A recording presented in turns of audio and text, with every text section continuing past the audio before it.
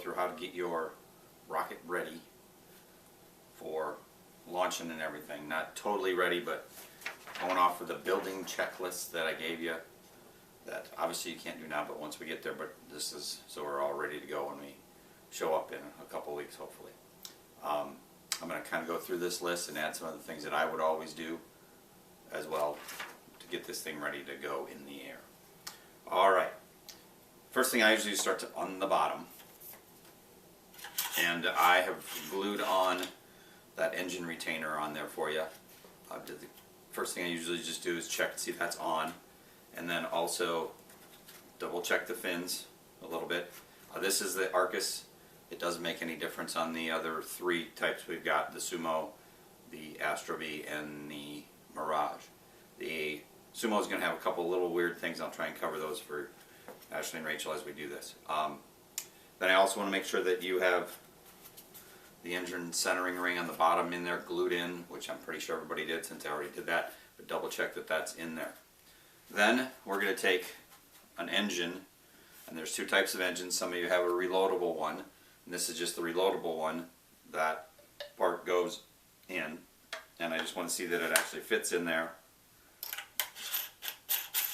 and that gets screwed in, and it's not coming off. So the reloadable one will fit in there. The other one is the single use.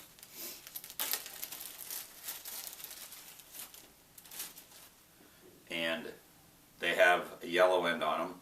That's where the delay charge is coming out. We'll put the igniter in here, but you want to see that these will fit. Sometimes, because of the paper, it's a little tight.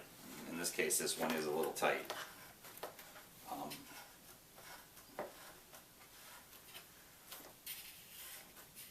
So I might have to take the paper off of this so it doesn't bug stuff up, because we're going to need it here in a minute for what we got. So I'm going to pause it here real quick and get this ready, and I'll be right. Alright, got that all set up. Now the one other thing that I can't do here because of the machines at school, but I will take a vacuum blower, really a blower of air, and I'll put it in here and see if this actually comes apart, just to make sure that we've got, some of you are going to have some extra sanding, but what I call a lift test is something as simple as I'm just taking this here, and then when I lift it, it comes apart. Now it's kind of harder to see down there, but if I lift it, it'll just come apart real easy, and that's what we really want to happen. Some of you might have to do some sanding, and we'll sand the inside of the tube when we get there. I think there was just a couple of them that were that way, but some years are better than others. So we'll do the vacuum and that lift test on each one of you before we know what's going on, so we know what's doing that. But now this engine will go right in, and then goes right over the top. Okay, we'll keep that in there because when we do the CG thing here in a second, we got to do that. As I work my way up the rocket, the next thing I want to double check for is that the launch lugs are nice and secure, and then if they're not, we might have to re-glue them or tape them back on. And then once I've got this kind of thing set up, we'll save the CG for last because I'm going to put the altimeter on. The next thing I'm going to do is do that lift test, and then that works, so then I'll open it up and I'm going to test the shock cord is attached on that end and also on the other end, and then I'm going to make sure that the parachute is also firmly attached. This one's been used already. I launched it once before last year, so the demo launch, but it's securely attached. And then since we're going to actually use this one for the demo, you notice that I've got a hole in the top of these parachutes. We may do that this year, depends upon what's going on. It's one of those that it prevents them from going a lot farther away. It really doesn't make much difference as far as how hard they're going to hit. But I've noticed in the past, rather than go all the way over to Collison Edition or a cornfield, it seems to help out a little bit, especially for those that are on a G80 and type thing. So if I remember off the top of my head, the Red Bulls and Game Fuel, I think, are probably the ones that are going to go pretty high. Now, getting this parachute ready, to go up in the air is just like the other ones we had. We kind of make it in a nice rectangle, but more of a thing. And then you'll roll it up nice and neatly. And I'll take the shock cords and loosely put them around it. And then this guy should be good to go. I might take this out and just let it uncurl itself here. I usually do it fairly easily if I hold it.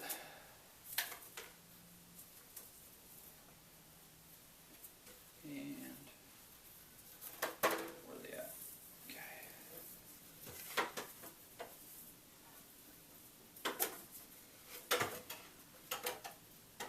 Oh, sorry. Okay, now what's going on here? Well, that's why we do this. There we go.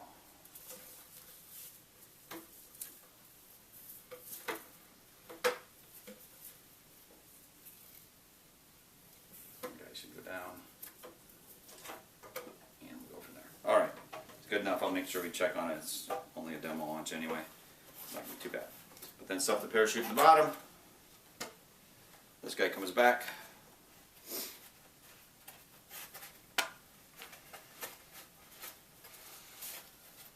Stuffed right in there. If you're doing the Astro Bee and the Mirage, you will have two parachutes. Take the one that's in the bottom, stuff it in the top one, and then the top parachute, stuff that one in the bottom. Roll them up the same way. That way when it comes apart, they'll automatically pop out. For the Sumo, you want to make sure that your plunger actually is going to work and comes apart and then gets that back in there. And then your parachute's just going to go right on the top of that. And we're going to put the altimeter in a little bit differently as well. Alright, I worked my way up. Also on the Mirage and the Astro Bee, make sure your launch lugs are lined up. Hopefully you've done that in your design already. When you get to the nose cone area, one of the things we're going to do is make sure that the shock cord has been attached in there with that, and also to the nose cone. And then one bit of blue tape on the nose cone, so that it stays in there securely. Now, this one's a little tough, but as long as I might want to put a little bit more on there for what we need. The other thing we got to do with this is, like on the small rocket, we're going to have to drill altimeter holes. Now, make sure that since that nose cone comes down that far, your altimeter holes, and usually 3 of them or 4 of them, like that, I got 4 of them here, drilled in to the rocket, and it can be anywhere on the upper body tube. With the Mirage and the Astro Bee, make sure it's in the section that has the air going in it, where the nose cone's at. We're not going to glue the nose cone in, we're just going to tape it. So you do those 4 little holes in there, work your way around. And in general, that's all I'm looking for safety for flight. Now, the other thing we're going to do today is also put the altimeter on there. Now, planned on using the altimeter 3s, which is iPhone kind of one, but depending upon what our situation is, and I'll cover that in another video as for options we're going to do, possibly, I'm going to just stick with the altimeter 2s like we had first semester, so we need it. You'll need a zip tie and a altimeter, and for right now I'm not going to turn it on, but I'm just going to take it, and then you'll zip it on. Don't put it on too tight, nice and loose so it hangs down, and then you can snip off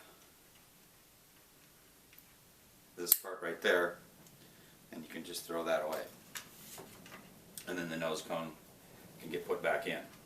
And once we have all of this, we're actually ready to mark where the CG is at. Remember how we can do that? The engine's in it. Got to do this with the engine in it, as you take and balance with your finger. Too far.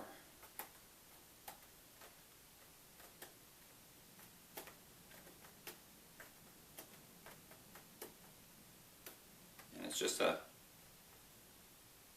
so right about there, I'm going to take that spot, That's where the CG is at, and then for a little dot on it for what we're going to do, and then also then measure from the nose cone how far that is, and then you can put that on your flight data sheet. Okay.